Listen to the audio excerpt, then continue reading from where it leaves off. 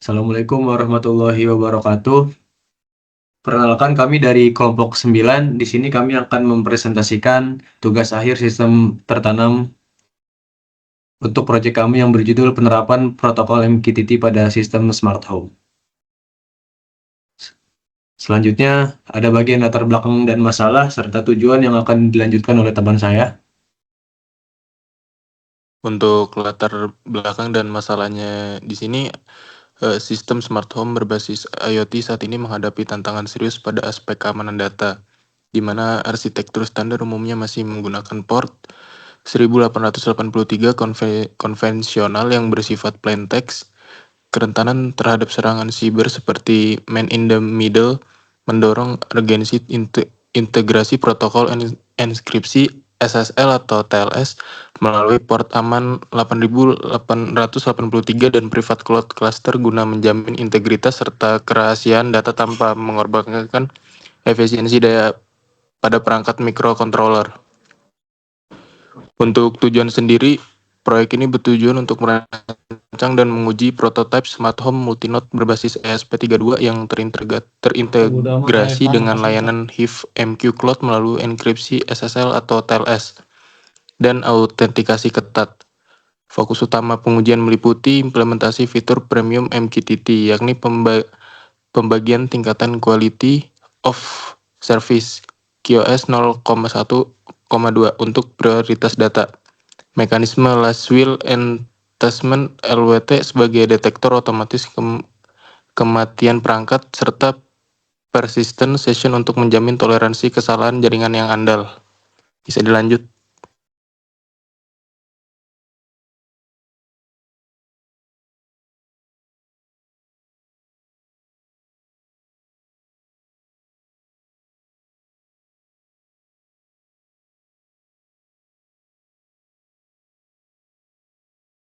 Selanjutnya ada desain arsitektur protokol MQTT pada smart home. Jadi di sini merupakan gambaran desain sistem yang sudah kami rancang, yang dimana pertama menggunakan internet atau cloud, dan untuk brokernya kita menggunakan HIF VMQ yang terhubung ke 3 node. Yang pertama node 1 untuk memvisualisasikan ruang tamu, yang kedua ada node 2 untuk memvisualisasikan kamar tidur, yang ketiga ada node 3 untuk memvisualisasikan outdoor. Jadi di masing-masing node tersebut terdapat 2 sensor atau relay, seperti di node 1 terhadap DHTT22 untuk deteksi suhu atau kelembaban, yang sedangkan untuk relaynya di situ menggunakan relay modul untuk visualisasi kipas. Dan untuk node 2 terdapat sensor gerak untuk sensornya berupa PIR, dan untuk relaynya kita menggunakan relay modul juga untuk memvisualisasikan atau mengimplementasikan lampu atau AC. Terus yang ketiga, sensornya kita menggunakan potentiometer untuk simulasi soil moisture kelembaban karena adanya keterbatasan perangkat yang tersedia di Walkwick, sehingga kita menggunakan potentiometer untuk rekayasa soil moisture kelembaban tersebut. Dan untuk relay modulnya kita menggunakan relay modul untuk memvisualisasikan water pump equator. Sedangkan untuk mekanisme subscribe dan publish di sini terdapat subscribe dan publish seperti dari internet cloud ke MQTT untuk publish dan MQTT ke internet atau cloud untuk subscribe, begitu juga ke node 1, 2, dan 3. Selanjutnya, bagian spesifikasi topik atau efisiensi topik mapping akan dilanjutkan oleh teman saya.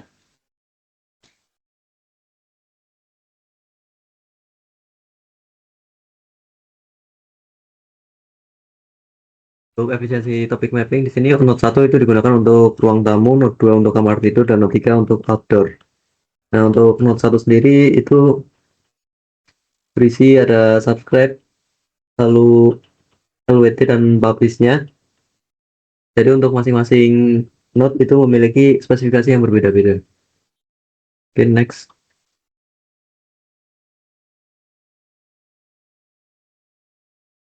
Nah, untuk yang pertama ini ada node 1 untuk ruang tamu. Komponennya sendiri terdiri dari ESP32, sensor suhu, kelembaban, DHT22, modul relay untuk simulasi kipas. Nah, alur kerja dan tugasnya itu meliputi yang pertama adalah inisialisasi sistem dan koneksi Wi-Fi.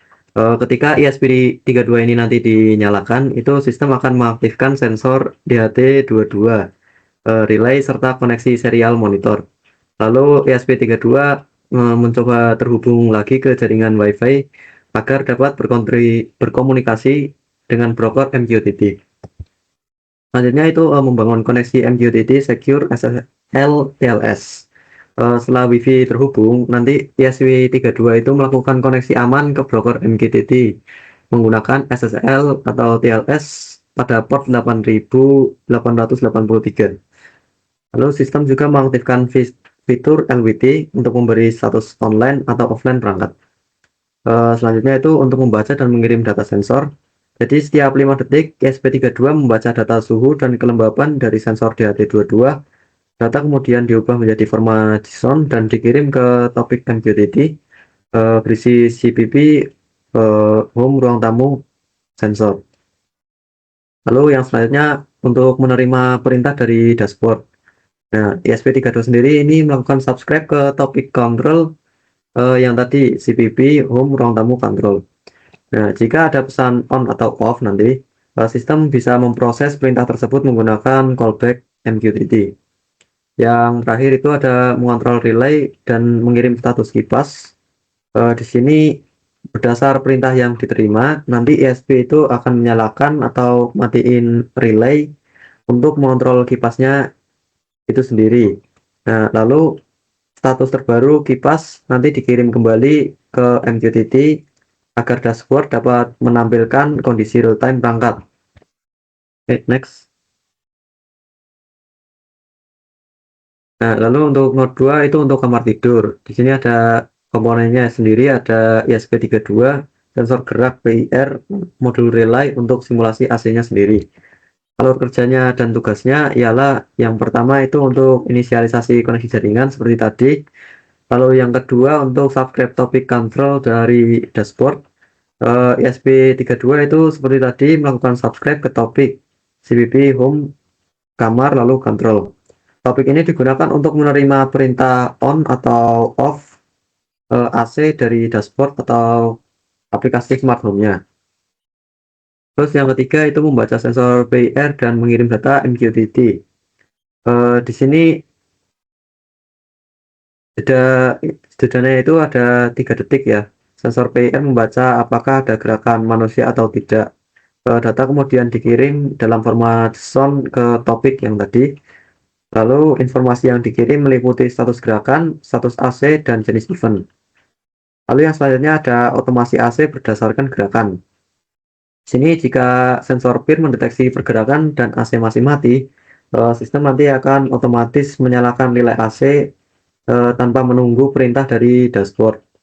Fitur ini fungsinya untuk mengotomatisasi ruangan agar menjadi lebih pintar berbasis deteksi manusia. Lalu yang selanjutnya ada monitoring status dan reconnect otomatis. Sistem ini mengirim status perangkat online atau offline menggunakan fitur LWT. Lalu jika koneksi MQTT terputus, ESP32 akan otomatis mencoba reconnect agar komunikasi IoT tetap berjalan secara real time. Next.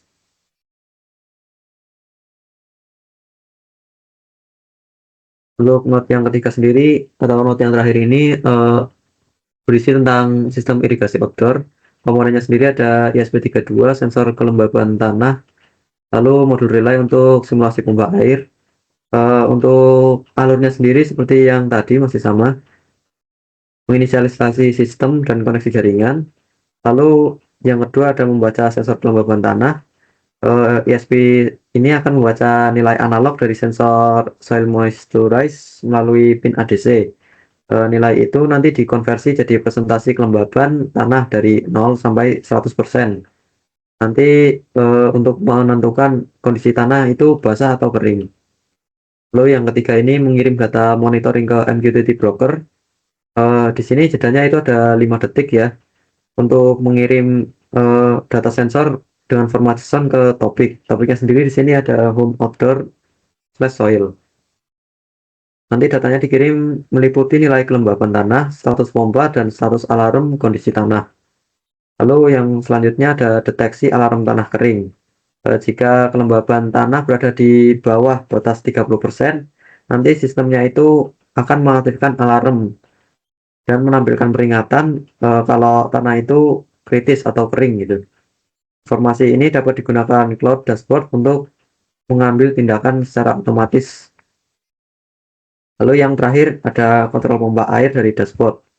Nanti setelah deteksi alarm tadi, ESP32 melakukan subscribe ke topik home outdoor slash control. Di sini jika menerima perintah on atau off dari dashboard, relay pompa akan dinyalakan atau dimatikan sesuai perintah deteksi alarm tadi. Nanti status terbaru pompa dikirim kembali ke MQTT secara real time. Selanjutnya akan dijelaskan oleh teman saya. Oke, saya lanjutkan. Jadi untuk keamanan jaringan di sini kami menggunakan enkripsi TLS dan atau SSL. Jadi kami menerapkan enkripsi TLS atau SSL ini untuk melindungi seluruh komunikasi data dari ancaman penyadapan dan serangan man in the middle, sehingga data yang melintas di jaringan tidak bisa dibaca oleh pihak ketiga. Lalu yang kedua, kita menggunakan port aman 8883 sebagai pengganti port 1883 yang mengirim data dalam bentuk plain text. Koneksi dipaksa mengarah ke klaster privat HiveMQ Cloud yang sudah mendukung MQTT terenkripsi. Lalu yang ketiga, integrasi pustaka elektronika. Jadi secara teknis ini tuh implementasinya menggunakan objek Wi-Fi Client Secure yang diintegrasikan ke dalam pustaka PubSub Client. Jadi objek inilah yang memastikan seluruh komunikasi ESP32 ke broker berjalan di atas lapisan SSL. Lalu yang keempat, autentikasi kredensial broker. Di level broker ini kami menerapkan autentikasi kredensial menggunakan MQTT user dan MQTT pass. Ini memastikan hanya node dengan identitas yang terpercaya yang diizinkan melakukan aktivitas publish maupun subscribe. Node yang tidak memiliki kredensial yang benar akan langsung ditolak oleh broker. Lalu selanjutnya ada penerapan quality of service. Jadi di sini ada QoS 0, QoS 1, QoS 2. Jadi QoS itu sebelumnya adalah mekanisme jaminan pengiriman pesan dalam MQTT. Jadi kami menerapkan ketiganya levelnya secara taktis sesuai urgensi data. Pertama ada QoS 0. Jadi ini tuh implementasinya multi-node, diterapkan pada topik telemetri, seluruh data sensor lingkungan seperti home, ruang tamu, atau sensor. Home, kamar sensor, home atau kamar atau sensor, dan home atau outdoor atau soil. Lalu ada prinsip at most once, tingkat komunikasi paling dasar di mana data dikirim oleh ESP32 ke broker tanpa memerlukan mekanisme konfirmasi balik.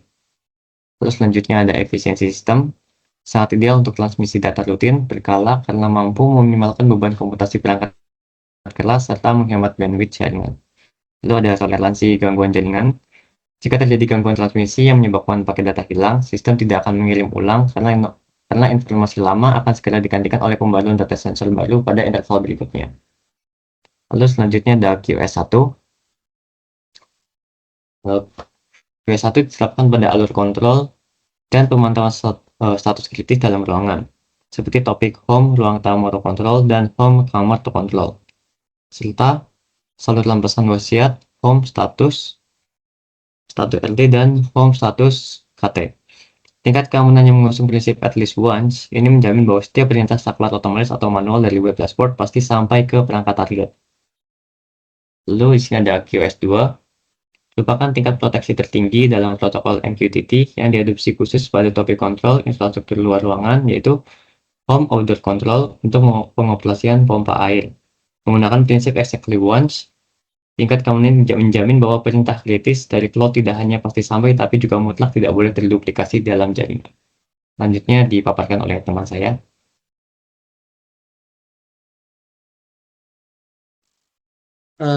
Baik, untuk selanjutnya bisa di next. Selanjutnya adalah last will and testament atau LWT, persistent session. Last will testament ini dan Persistent Session merupakan fitur MQTT yang digunakan untuk menjaga keandalan komunikasi pada sistem smart home. LWT ini memungkinkan broker MQTT mendeteksi ketika perangkat ESP32 tiba-tiba offline akibat listrik mati atau crash atau koneksi WiFi yang terputus. Lalu broker secara otomatis mengirimkan pesan status offline ke dashboard sehingga pengguna dapat mengetahui kondisi perangkat secara real time. Sementara itu, Persistent Session berfungsi menyimpan data subscribe serta antrian pesan penting dengan QoS 1 dan QoS 2 selama perangkat sedang offline. Ketika ESP32 berhasil terhubung kembali ke broker, seluruh pesan yang tertunda akan langsung dikirim dan dieksekusi secara otomatis sehingga tidak ada perintah penting yang hilang selama gangguan koneksi terjadi. Bisa di next. Selanjutnya adalah penerapan fitur MQTT dan keamanan multi-level wildcard. Implementasi multi-level wildcard home crash pada Hive MQ Web Client QoS 1 berhasil meningkatkan efisiensi pusat kendali dengan menggantikan subskripsi manual satu persatu yang boros sumber daya. Cukup melalui satu subskripsi tunggal ini, dashboard dapat menyadap dan menampilkan seluruh lalu lintas payload JSON secara simultan, baik untuk memantau status aktif aktuator, ruangan, maupun notifikasi konektivitas tiap node perangkat. Baik, bisa di next. Soalnya ini adalah hasil uji coba pada Node 1. Di next lagi. Ini untuk hasil uji coba pada Node 2. Dan ini Node 3 hasil uji coba yang terakhir.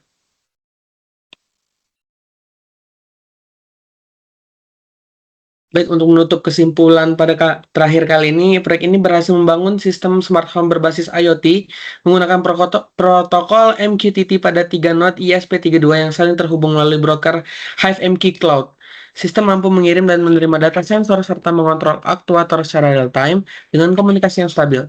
Penerapan fitur keamanan SSL atau TLS, QoS, LWT atau Last Will and Testament, dan Persistent Session terbukti meningkatkan keamanan, keandalan, dan efisiensi sistem sehingga seluruh fungsi monitoring dan kontrol dapat berjalan dengan baik sesuai tujuan perancangan.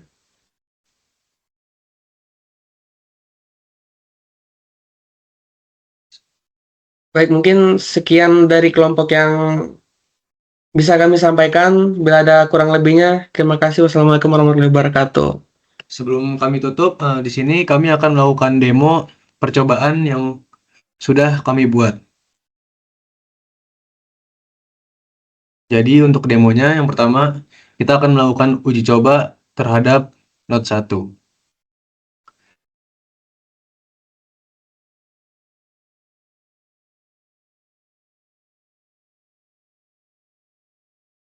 Jadi untuk uji coba Node 1, pertama kita akan menguji subscribe yang ada di Node 1 dengan cara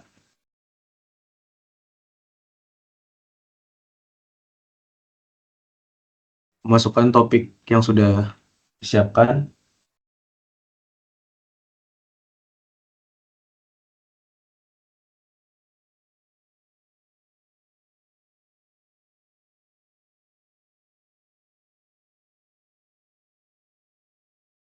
Di sini setelah kita lakukan uji coba pada subscribe di Node 1, kita bisa melihat saat suhu berubah atau saat sensor menerima rangsangan, maka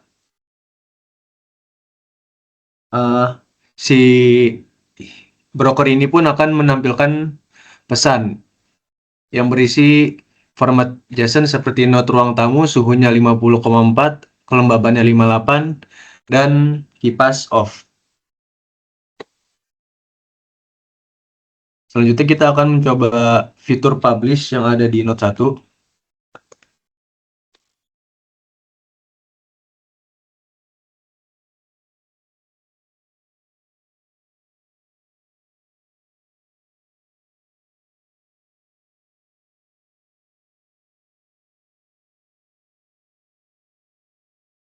Untuk publish di sini kita tetap harus memasukkan topik di halaman subscribe, akan tapi bedanya untuk publish di sini kita bisa mengirim pesan ke perangkat yang sudah disiapkan.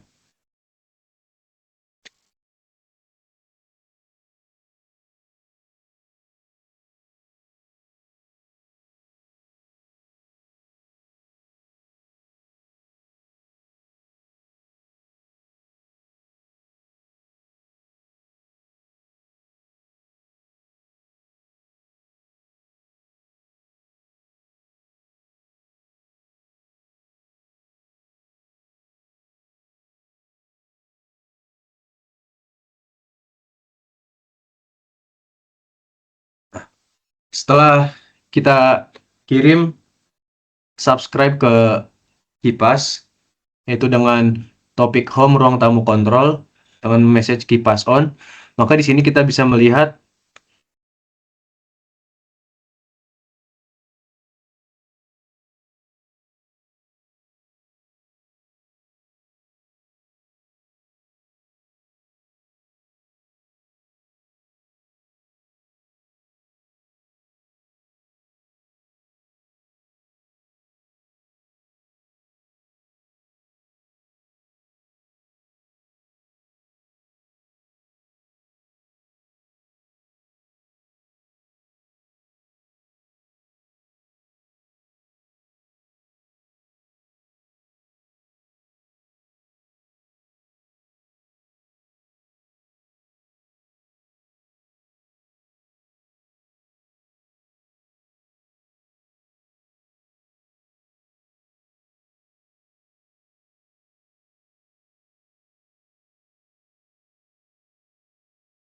sepertinya ada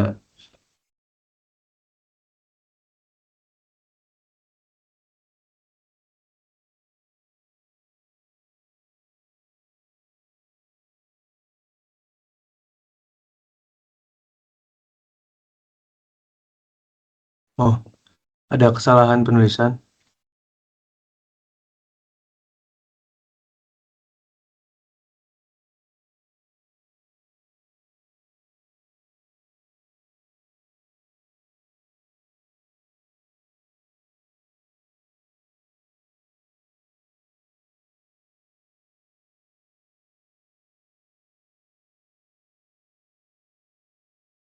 Nah, setelah kita kirim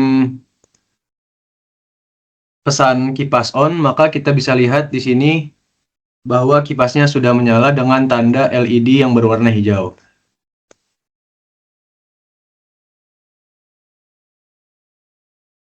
Selanjutnya, jika kita matikan, maka kipas akan ikut mati juga.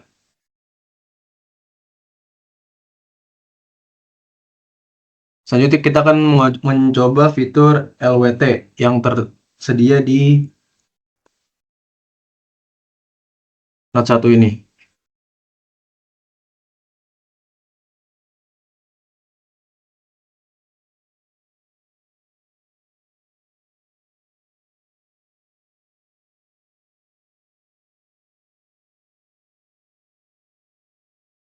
Karena untuk saat ini sistem masih dalam keadaan online, maka untuk LWT offline-nya belum terdeteksi.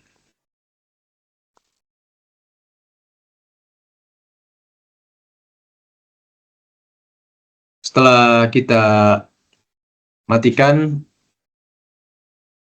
Note 1-nya, maka kita nanti akan melihat fitur LWT yang akan menampilkan pesan offline. Akan tapi untuk percobaan ini mungkin dibutuhkan waktu sekitar 1 menitan karena adanya delay dari Hive MQ-nya atau dari perangkat Walkwi-nya. Sambil menunggu, kita akan mencoba Note 2. Untuk Note 2, pertama kita akan mencoba fitur subscribe yang ada.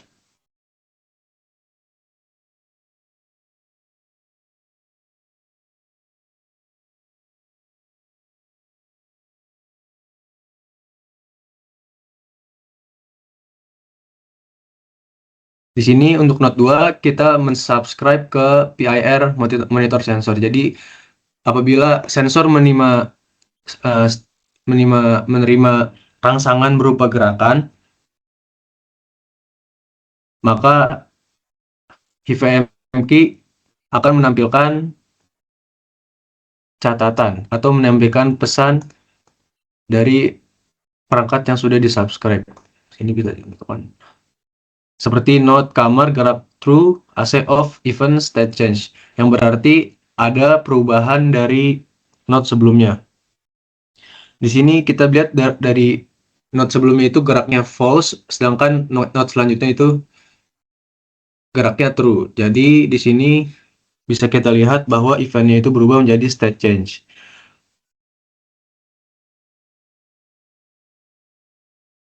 Untuk LWT yang tadi sempat kita coba di Note 1, di sini sudah terlihat berupa pesan offline yang berada di topik home status RT QoS 1.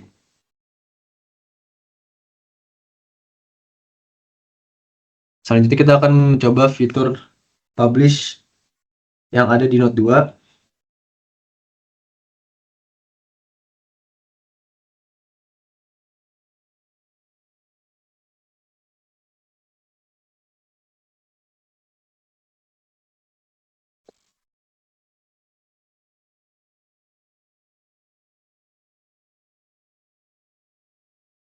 Untuk mekanisme publish di Note 2 tidak jauh beda seperti yang ada di Note 1, mengirim pesan ke perangkat.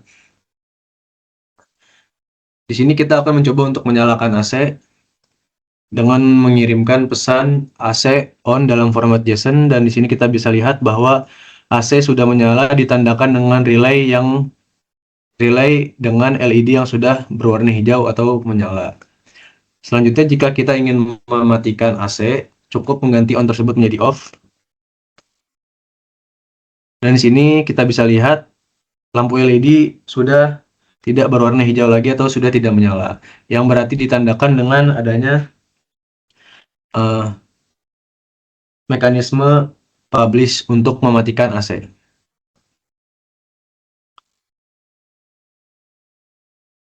Selanjutnya, kita akan mencoba LWT untuk Note 2, yaitu dengan melakukan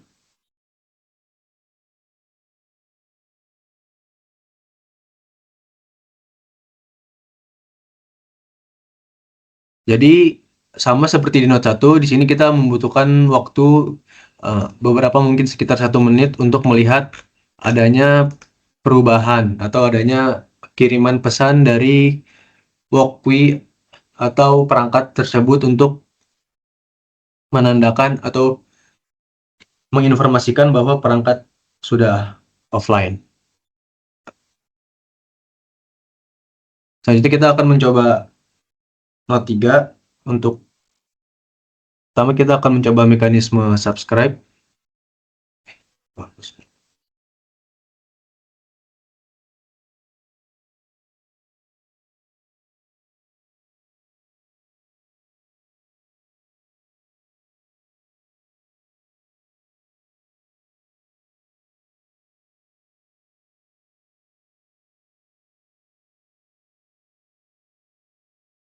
Di sini sama seperti di Note 1 dan 2, di sini kita subscribe ke perangkat yang tersedia di Note 3, yaitu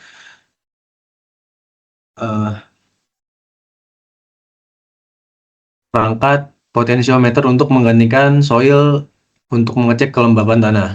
Nah, di sini kita bisa merubah potensiometer sesuai dengan percobaan yang ingin kita uji. Apabila soilnya 100, maka pompa akan terindikasi off. Sini kita akan melihat apabila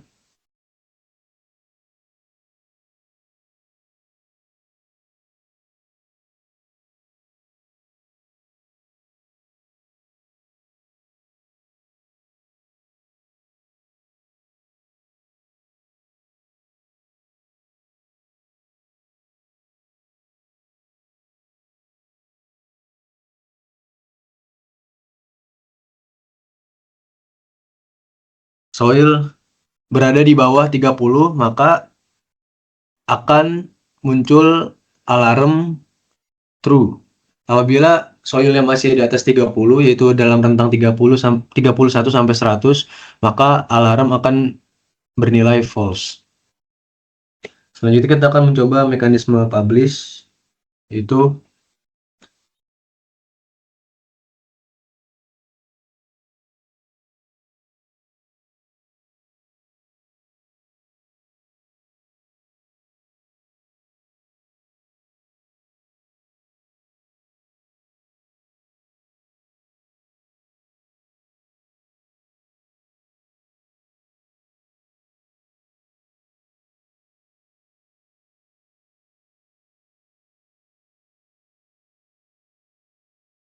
Di sini kita akan mencoba untuk menyalakan dan mematikan pompa dengan menggunakan mekanisme publish yang ada di Note 3.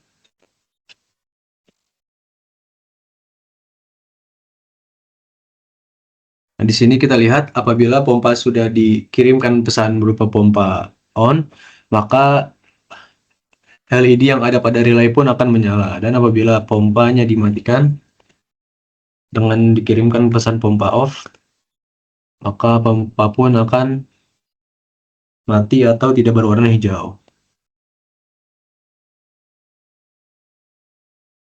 Selanjutnya, saya akan melanjutkan penjelasan dengan penerapan QoS atau Quality of Service yang ada di percobaan ini. Jadi, tadi kita sudah menggunakan QoS 0, 1, dan 2. Dan kegunaannya sudah dijelaskan pada presentasi yang telah kami lakukan sebelumnya. Di sini kita bisa lihat penggunaan QoS, yaitu QoS 0 bisa diatur, QoS 1, dan QoS 2 untuk pompa.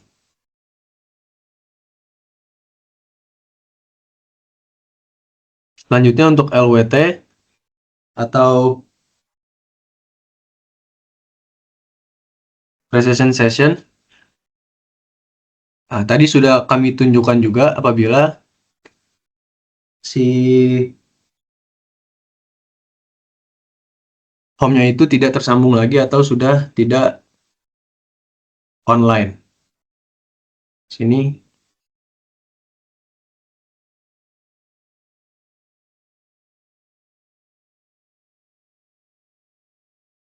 kita harus menunggu dalam waktu beberapa menit agar si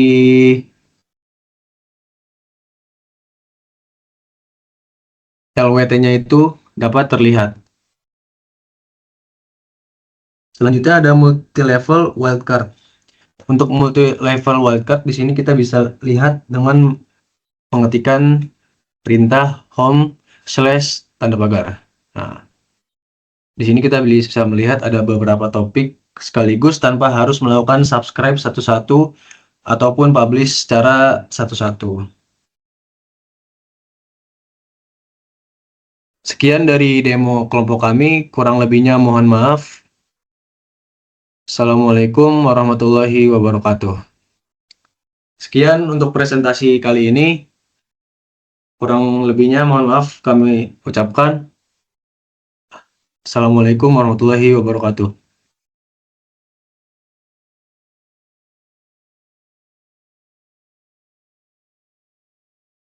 Udah, Cok.